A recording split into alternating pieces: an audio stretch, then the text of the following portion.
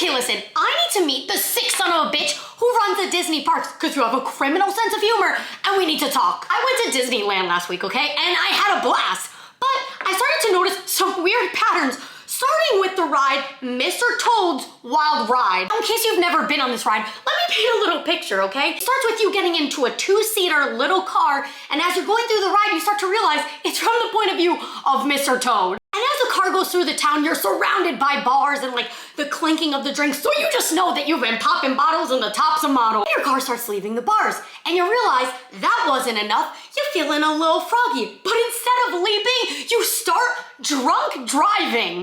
The car you're in is swerving and crashing so much that you get caught by the cops and land your ass in jail. But just because you're in jail doesn't mean your night is over. Oh no, you are hopped up on pixie dust, okay? You escape jail, get hit by a train, die, and end up in literal hell. And you might be thinking, hell at Disney? Are you sure?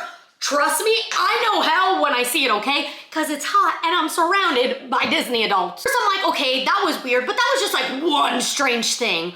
But then I had the most delicious beef birria grilled cheese from a Mary Poppins themed restaurant. It didn't quite make sense at first, but then I realized that that bitch could flow. Who knew where Mary was popping her pussy to, okay? I'm just glad that she learned the recipe. I'm a self-diagnosed IBS, lactose intolerant, the whole 9 yards. I knew eating that, the outcome would be rough.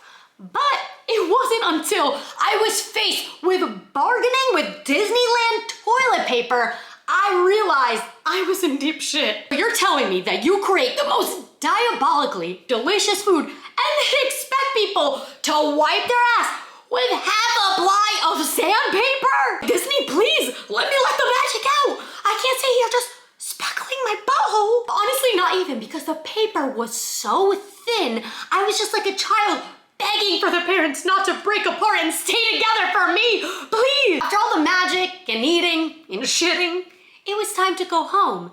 And that is when I realized I was playing a part in something much more sinister, and that was leaving the park. Disney seems efficient in everything they do, but when you're trying to get on the little train car to go to the parking garage, it becomes the goddamn jungle. I was next in line to get in this car, and I had an entire family push me and my cousin to cut us in line because they felt special because they had kids.